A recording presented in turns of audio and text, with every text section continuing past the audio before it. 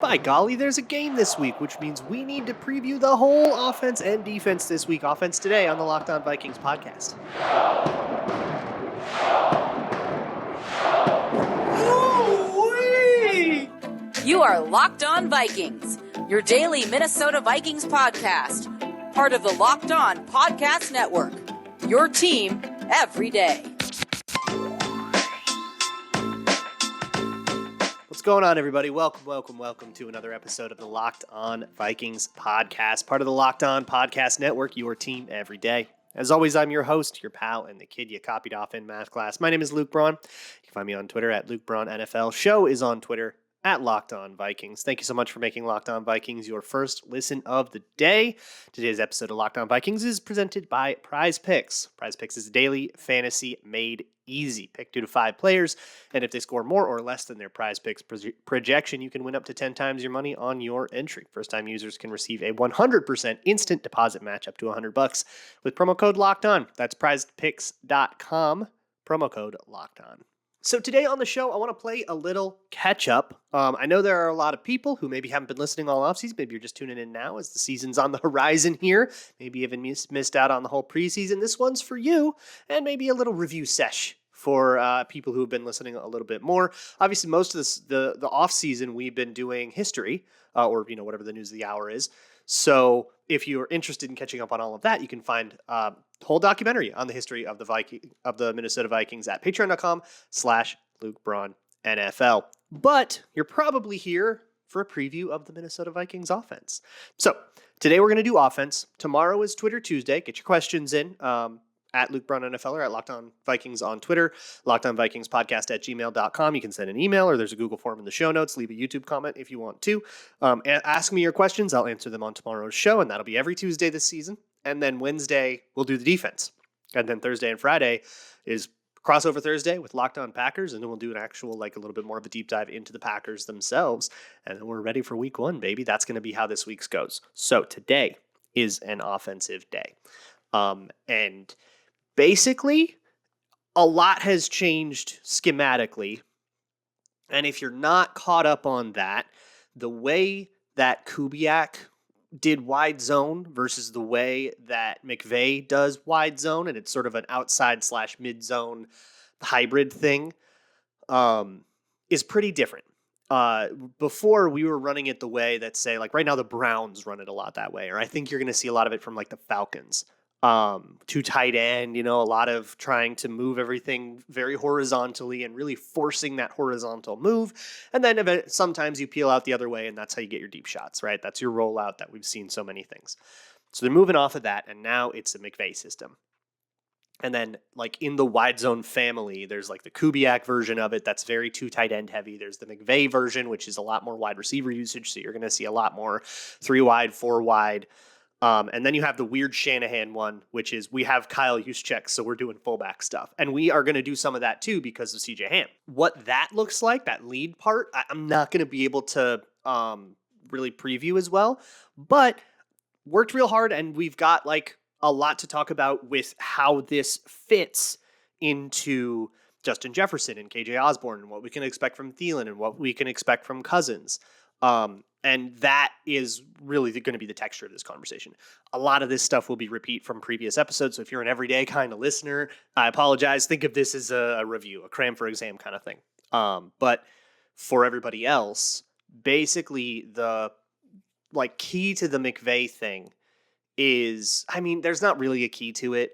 It's built off of 2 run plays. And I like to do the run plays first, and then you can kind of see how the pass plays build off of that. It's a little smoother of a way to look at it. And the run plays that are the big staples, or it's the families of run play, are outside/mid zone, which I'll explain in a sec, and duo. Duo is a pretty simple run play. You have double teams on each of the defensive tackles, and then you have 1 tackle on a defensive end, and you have a tight end on the other defensive end. So you got 6 on 4 up front, and that's the run play, more or less. And it's meant to be kind of a straight ahead run. And then the running back has a certain read for what gap it is. You love to run duo out of bunches, out of tighter, more condensed splits, so tighter formations. We're pretty used to seeing that in Minnesota. I think we're going to see a lot more of it. That's very McVay. but that also helps in the run game. You can get the wide receivers involved in blocking in certain ways, and that sort of explains the Cooper Kupp role that Justin Jefferson's been talking about, and I think KJ Osborn's going to do more of that Cooper Kupp role than, or at least I am pushing for that. I advise, if I were in the room, that's the way I do a lot of stuff on Locked On Vikings. If I were in the room, what I would say is that KJ Osborn gets, is the point man on bunches a little bit more, and if he's the one kind of doing that blocking, because I think he's really good at it. I think it really fits his skill set. And then you can do stuff like put Justin Jefferson as the isolated guy on the backside of the formation. So you'll have this, it'll be 3-by-1 a lot, where you'll have 3 receivers on one side, often in a bunch, close to the formation. And then by one, there'd be one guy on the other side. That guy can be Thielen, that guy can be Jefferson, that guy could be Jalen Reagor, like he can be anybody, but you put a good player over there and you really stress out the defense. This is something Zimmer struggled a lot with Devontae Adams, who'd get like 100 yards a game, like 4 times in a row. And he would just be on the backside of those formations all the time, all alone. And then you basically have, like, most defenses will shade their coverage over to where there's more people. That's like how they're designed. And it means you're kind of, unless you're going against the grain of like how this is designed, you're going to be shading coverages away from the star player. And that's like a really good way to get him like advantageous matchups. So you can do something. That's the way I would do this. Obviously, you're going to do some of each and it's going to be a rotation and stuff, but that's duo and how duo sort of interacts with the pass game. And then outside zone and mid zone, I guess become the next thing. And how that interacts with the run and pass game is a lot more complex because that's where a lot of your play action comes from. There are pass concepts that fake duo that are like, play action drop back plays that aren't like rollouts. But I think that is a little less common in the play action game than the like zone rollout, the stuff we're a little more used to from watching a bunch of Kubiak offenses for the last 3 years. And that's the really big shift. And we'll talk a little bit about Kirk Cousins in that shift too, because there's a question that I get a lot about him with like all the offensive coordinators that he's been through, and like what a shift actually is. I think I can maybe answer that in a little more specificity than just saying, well, new name must be totally new things to get, that new offensive coordinators hurt quarterbacks typically. So I guess that's happening. But we don't need to, jump to those conclusions because we can answer the why of it, right? To use a thing Kevin O'Connell talks about a lot. We talk about the why. Why does it make it more difficult or less difficult? And then we can decide if it applies this time, if it applied last time, and maybe the answers to those questions can be different. But first, let me talk to you about daily fantasy. Look, I don't like daily fantasy. I don't like the grind of having to pick a whole team. If I'm going to play daily fantasy, it's because I've got like one take that is going to be, oh man, I really think Darnell Mooney is going to go off this week because of the corner he's going up against or something like that. And I kind of just want to do that. That is what Prize Picks is for. It's basically that game. You said, is Kirk Cousins going to get more or less than 285 yards? Or, is Dalvin Cook more or less than 10 touchdowns because he's going against the Packers? That is pretty much the game. Pick 2 to 5 players, and if they will score more or less than their Prize Picks projection. You can do this for any sport too: football, basketball, soccer, esports, cricket, all sorts of crazy stuff. They have safe and fast withdrawals for, of course, when you win. And currently, they are operational in over 30 states and Canada. So download the Prize Picks app or go to prizepicks.com and sign up to play daily fantasy sports. First-time users can receive a 100% instant deposit match up to $100 with promo code LOCKEDON. That means if you deposit $100, Prize Picks gives you an additional $100. If you deposit $50, Prize Picks gives you $50, and so on.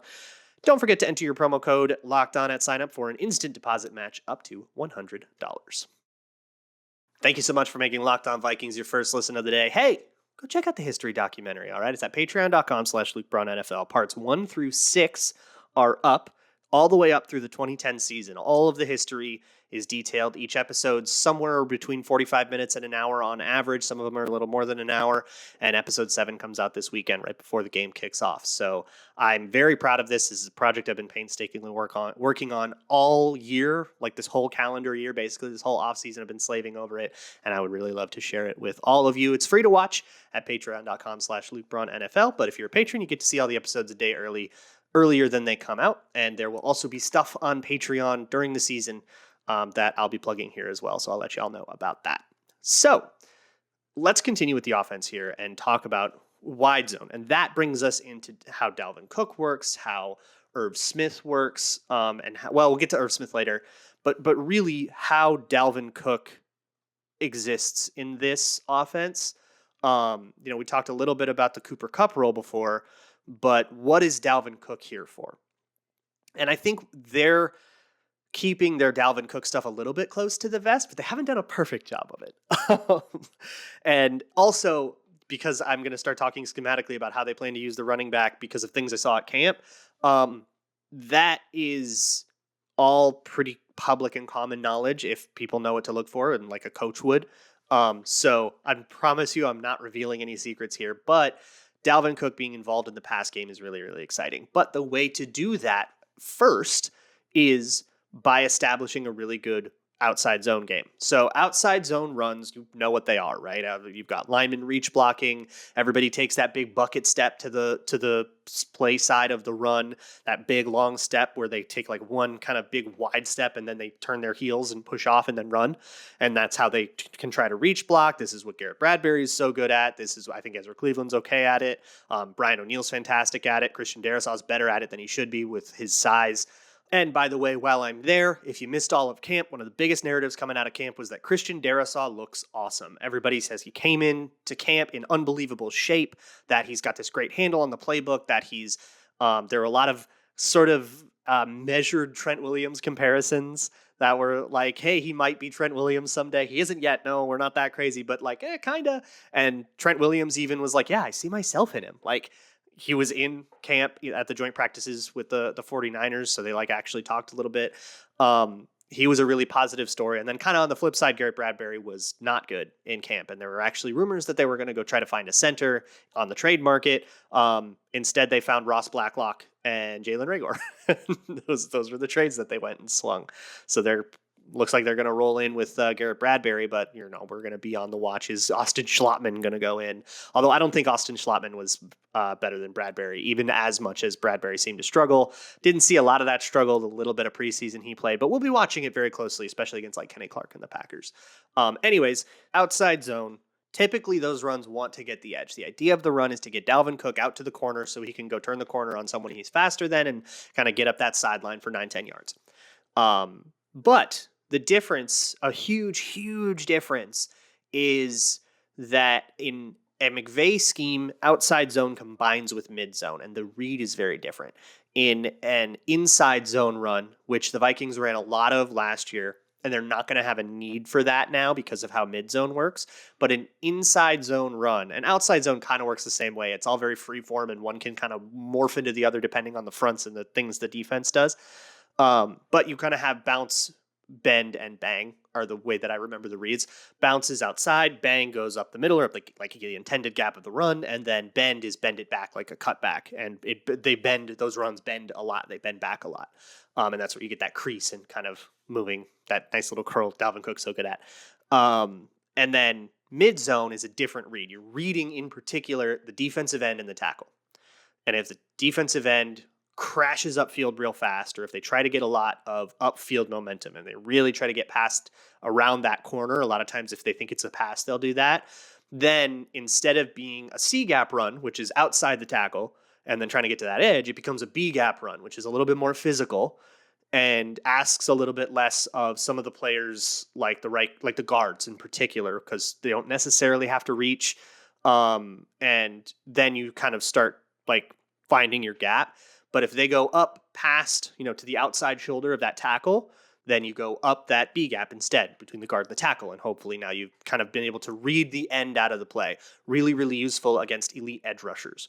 If you've got like a Khalil Mack on the other side of the field, you can kind of have the running back read him out of the play.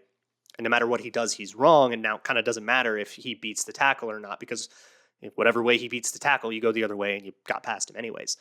That is outside in mid zone. And so what it does is it puts a lot of pressure on that defensive end. It makes them really think twice about kind of flying around the corner. And hopefully, you get any hesitation on that, even on a play that isn't play action, but especially on play action plays, then you can kind of give your tackles an advantage against some of the scariest dudes in the league.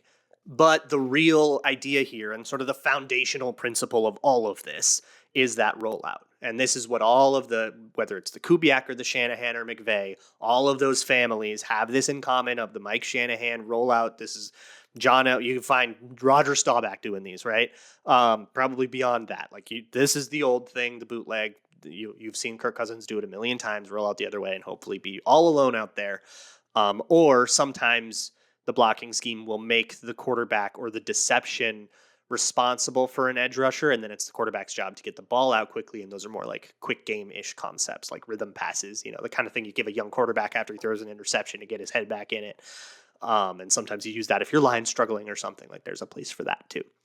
So all that said, you kind of know the rollout game, but in the McVay offense, a lot of the rollout game, it's a lot less about finding shot plays. Your shot plays are a little bit more distinct, and a little bit more about utilizing high lows. There's a lot more intermediate stuff, whereas a Kubiak version of this, you do a million rollouts and kind of with the understanding that 9 out of 10 times it's going to the tight end in the flat for 4 yards, and then every once in a while you'll find that post over the middle for 80.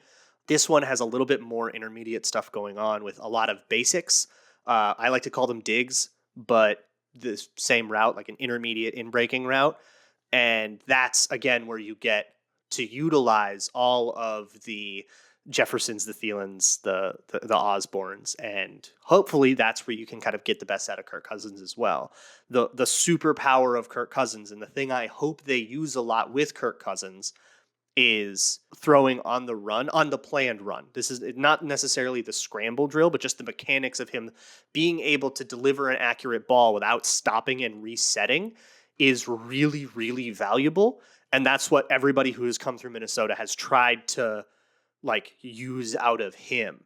And then, of course, getting to that point is a little bit more difficult because you can't just have him roll out on every play that just starts sending DNs up there. But that, there goes the chess match. But that's really the goal. The goal is to get situations where Kirk Cousins can get the ball out more quickly than everybody else on a rollout style play. Really stresses the defense because now they've got to chase and they've got to be on time with everything, and you can actually do moving quick game kind of stuff. That's a really out there way to put it, and I'm sure a lot of coaches are screaming at their screens putting it like that, but it's the best way I can explain the point of Kirk Cousins, I guess. And then of course the smarts at the line of scrimmage and all that, and the experience. This is his 11th season, right? He's got the experience. So I still want to talk about the way that those run concepts interact with the passing game, and we'll get into some of the staple pass concepts that they've used a lot in the preseason, that they've been drilling a lot in camp, and how players like Irv Smith and Dalvin Cook fit into that, because it isn't just a 3-deep situation. We've got these 3. And by the way, KJ Osborn looked awesome in camp. KJ Osborn is every bit the dude we thought he was in 2021. He had a great year last year, and I think he can absolutely repeat that, assuming he stays healthy and all that. So next up, we're going to go up to the drop back passing concepts. And this is really the payoff. Once you understand what duo and outside/mid zone are, then the payoff is seeing, okay, that's how they get the ball down the field using these. Because those concepts aren't necessarily meant to get 15 yards a pop. They're meant to get 5 or 6. They want that play to get 5 or 6 yards. Like duo for the Rams last year got 4.9 a carry. Or duo, their vanilla duo, their staple play. So they do want those to get yards. If those are getting 1-2 yards, that's not working. Something's wrong. But next up, we have to go out with hey, even if that stuff is going wrong, just by clicking the button a little bit, and kind of putting on tape that that's your staple, you can sort of force them into certain fronts and certain defenses that then these pass concepts prey on. That's how the McVay thing works. And from everything we've seen with the preseason, O'Connell's just sort of copy pasting it. All right. So we're going to get into that. So the most important thing to understand about the drop back passing concepts is the idea of the high-low, the vertical stretch, whatever you want to call it. That means, and you probably know it if you've ever done the training levels on Madden, or especially if you ever played in high school or whatever. But that means you've got a short route and you've got a long route, and they should be in the same player's zone, or find a way to make them the same player's coverage responsibility. It's probably a better way to put it, because just pure spot drop, landmark zone, isn't really around as much anymore. Make 2 guys the same guy's responsibility, 1 deep, 1 short. And then whoever that guy doesn't pick, you throw at, right? If he goes deep, you throw to the short guy. If he comes up to play the short guy, you throw deep. That's all you need to understand. That's true. If you get that, and if you've gotten that before, then you are good to go. But if you want to get a little more detailed, there are a few ways that these McVay systems do it. One of them is the choice route, and it makes that short route a much more formidable thing. But it's an option route, and it's very simple. You either run away from the leverage, if it's man. So if he's on your right, you go left, and vice versa, or you sit down in the like spot of a zone. And so the receiver's job is to read that coverage and find out what route he's going to run. And the quarterback's job is to read that coverage and throw to what route he thinks the receiver's going to run. So they got to be on the same page about that. And when you hear chemistry, when you hear coaches say stuff about like chemistry, that's what they mean. That's what they're talking about. That's a choice route. Now, the thing about the choice route is that doesn't have to be a receiver. And they've run that a lot with the running backs. And sometimes the tight ends and the running backs run it together. Like that is the choice routes. I mean, they take some athleticism, right? But that is the kind of thing a CJ Ham can do and be part of the route progression. And then that choice route is paired with is a lot more of a strategic decision with a lot more memorization. And there's 10 million different variants on it. And I'm not going to make you worry about it. There is one that happens a lot. It's called choice return. I've seen it called choice stucco, but I just different words for the same thing. It's a little whip route. Somebody might call a whip in, which is, I think of it as the Chad Beebe route because that's like the only route he ever ran. But you break like it's an out, and then you hopefully whoever's covering you is going to break on you, and then you turn around and you go in, and hopefully you should find some separation that way. So what you end up having, if it's man and you're just running away from leverage, that choice route's probably going to be there if the guy runs the route well enough. If the guy can get separation on a 5-yard route. If it's zone, and let's say the guy can't get separation, that return route should be there. So if you did get punished for putting CJ Ham on that choice route, or I think Dalvin Cook's going to run these choice routes a lot. And from what I saw in camp, he seemed pretty bursty at them, and he definitely has the like quick thinking chops to make the read. So I think that's going to be a big part of how he gets involved in the running game, and he can run that kind of thing out of the backfield. You can do choice return.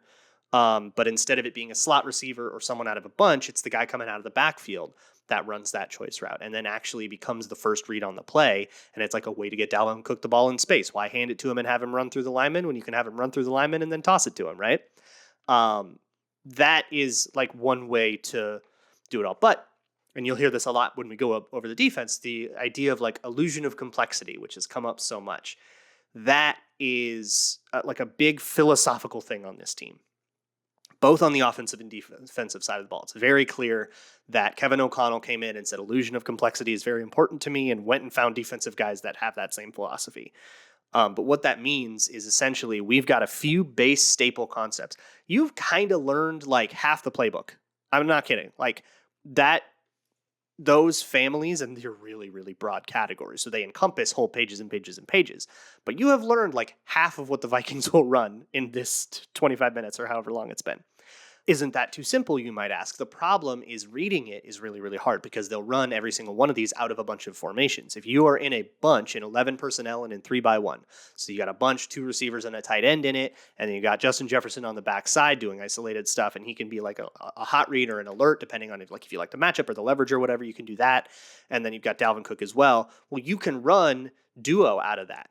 You can run, and you can actually run a really effective duo out of that, with a wide receiver actually being part of the blocking scheme and digging out a linebacker or something, or even a tight end if you wanted. If Irv Smith has the speed to be able to get into the second level and be important in that from like the point of a bunch.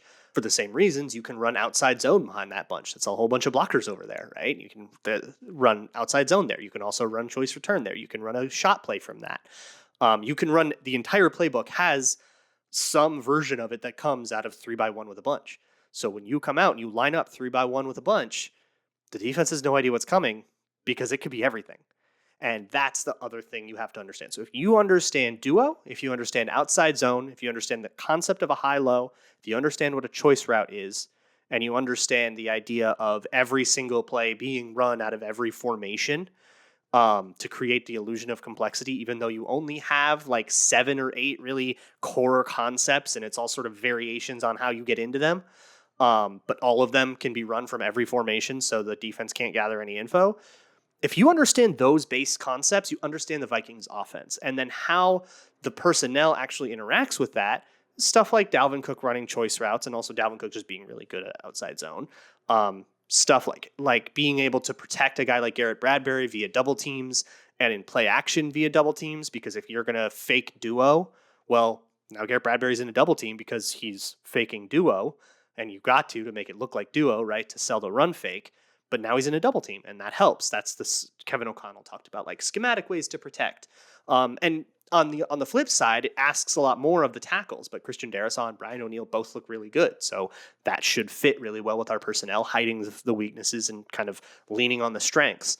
And then using the versatility of guys like Jefferson and Osborn and a little bit Thielen, who I think will be a more specialty player with the athleticism that he has left. But we'll see, right? Like, hard to really know, except what I can know with him going 80% in camp. But the point is, Jefferson and Osborn, good blockers, good at all three levels of the field. Really good at all the things. Like, there isn't, like, what can't KJ Osborn do?